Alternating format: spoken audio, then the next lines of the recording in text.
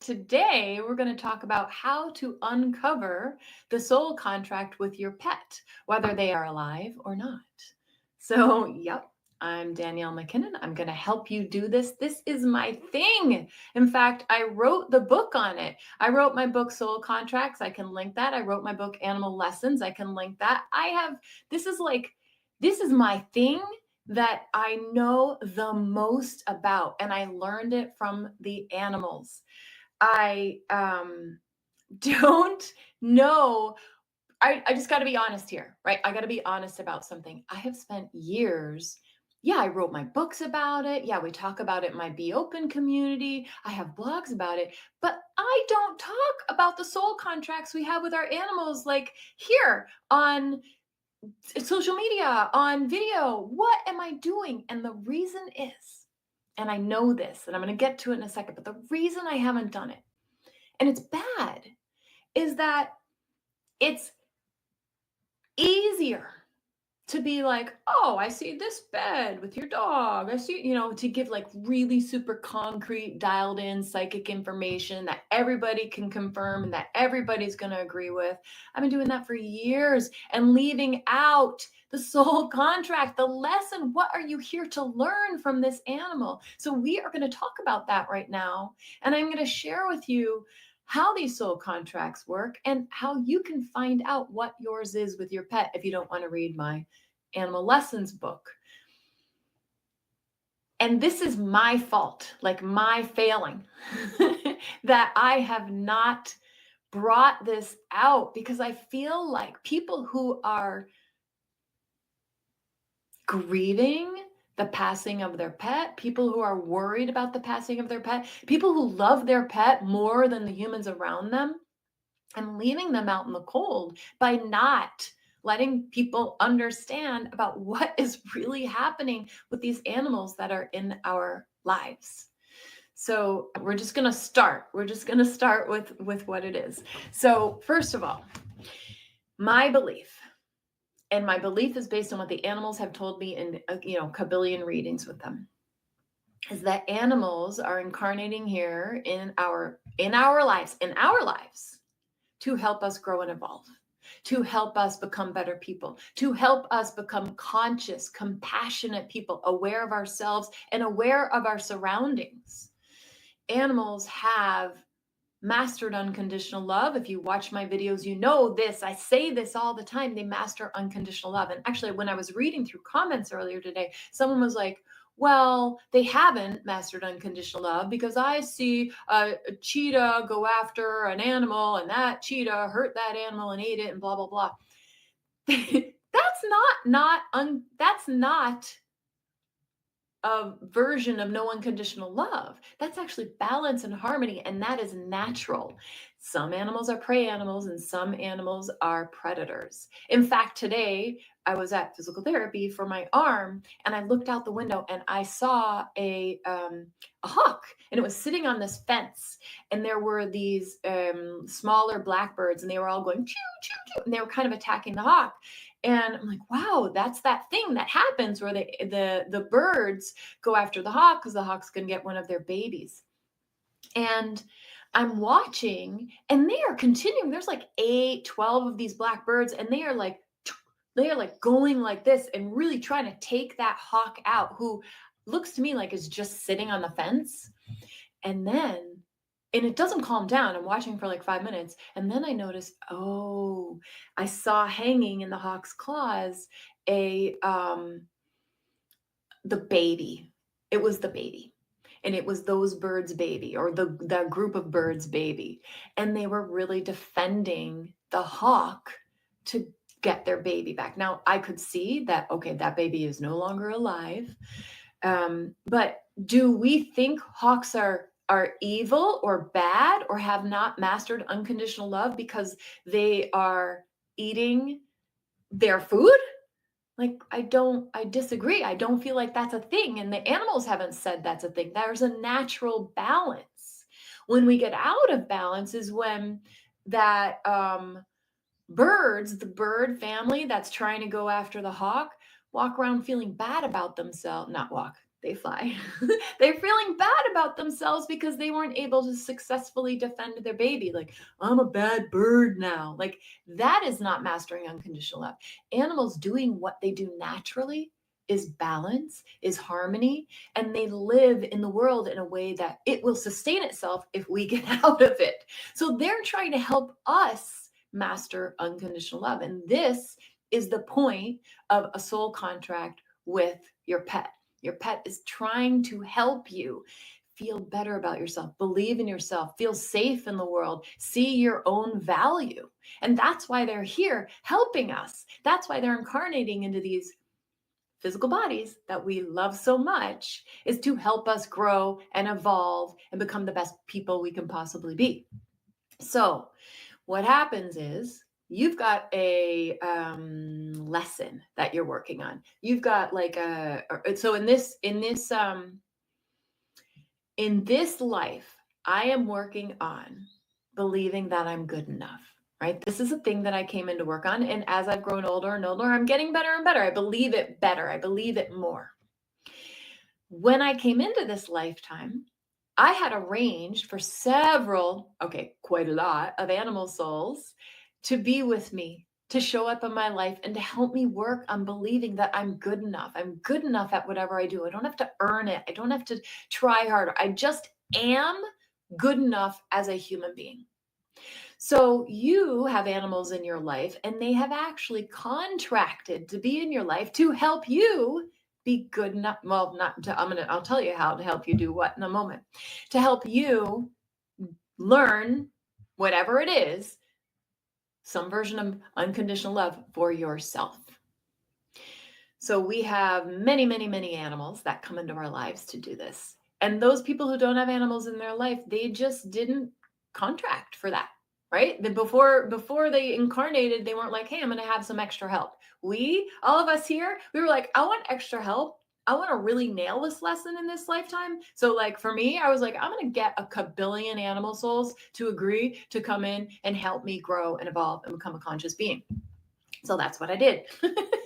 So that's what I did. So it is not contracted when they're going to come into your life, how they're going to come into your life, what form, like what species they're going to come into your life as. None of that. It's all up in the air because it's based on, how am I doing in my life? How am I doing at learning that I am good enough no matter what? How am I doing? And so that animal knows, all right, I'm going to come in, I'm going to do this. It's going to help Danielle in this way. So it's a thing that people get very hung up. Well, I want him to come back as a horse. I want him to come back as a dog. We don't get to choose any of that. These animals are connected to the big picture. And we have to be okay with that. So we don't get to choose this stuff. All right. So this animal's come into my life, and I am now experiencing them. So I've brought my dog Bella into my life. I've brought my dog Oscar into my life. All right, I'll use my dog Oscar as an example because Oscar is the reason I can't bend my arm more yet. I tripped over him, or I'm sorry, he tripped me. So what happens is the animals know who you are. They know what you're working on learning in this lifetime before you do, usually. And this is the really cool thing, they know what they need to do in your life, to you, around you, about you, or for you, to get you to move further along on the path of mastering unconditional love. They are so smart that they know how to do it in ways that we as humans, we can't even think of. So, for example, that means that my dog Oscar came in knowing that I'm still working on believing, like full on believing that I am just good enough, even if I screw up a YouTube, even if I do something whatever it is, I am good enough no matter what. I don't need to prove it, right? I don't need to try harder. So Oscar comes into my life knowing that. Now, Oscar, using Oscar as an example, but this applies to all of your animals as well. Oscar can choose what lesson he's helping me with. So the lessons are basically it's all on unconditional love. And I talk about this in my soul contracts book. I talk about this in my animal lessons book. I'll link that. But all the lessons are some version of not having unconditional love for yourself. And if you don't have it for yourself, you don't have it for anybody else. So they are a belief that you're not safe, supported, and protected, a belief that you're not good enough, belief that you're not deserving and worthy, a belief that you are unlovable. And our goal when we come into this lifetime is to change those into positive beliefs. And when I believe that I'm awesome no matter what, I'm worthy and deserving, I'm totally lovable, and I'm safe in the world, I have mastered unconditional love. And the way I approach every single other being around me is from unconditional love. I'm no longer doubting myself and worrying and feeling bad and doing all that. And that's what the animals want us to do. So Oscar's like, all right, I know Danielle's working on primarily right now in her life, believing that she's good enough, believing in herself that she's good enough to achieve her dreams. Like that's where I am in my life right now. So then he chooses ways to share this. So he chooses, he can either model a behavior, mirror a behavior, or inspire. So if he's going to model a behavior, that means he's going to do something that helps me see the way that I could be in life. Right. So, and this is actually the way that he's doing it. So Oscar has this, everything is awesome. Everything is great. Even when it's, he's like, he's modeling like acceptance and love for everything. And he goes around the house like this with his face. I'm so excited. Like that's Oscar. He is modeling that for me. And since I know that when he's doing that, he's over there on the chair. I know that that's a sign for me to look at what am I doing right now? What's going on? What's happening? What's going on inside me? Because Oscar's taken this moment to model that. He could mirror something, right? So if let's say the way that my not good enough thing is showing up is I'm feeling scared to do things, I'm anxious, I'm worried to try a new thing, I might fail or whatever it is. I see him doing that, right? If I were to see him doing that, that's a sign to me. Whatever his behavior is, you always want to look to yourself as well as to him, like what's going on with you. But I want you to understand how so much of this is geared toward you as a human needing to learn something from the dog or the cat or the horse or the guinea pig or the mouse or the bird or the fish. Okay, the third way that they can help you learn the lesson is through inspiration. And that inspiration is love. That inspiration is, and a lot of you are here, a lot of you are on my channel because you have never felt love this big before for anybody, much less an animal. You're like, this was my soul dog, soul cat. This was it. This is the only being in the world that I trust. This is it, right?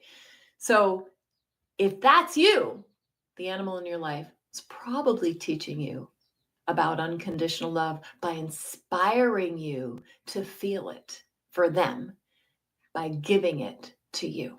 And a lot of people, that is such a powerful lesson for so many people. And it's real.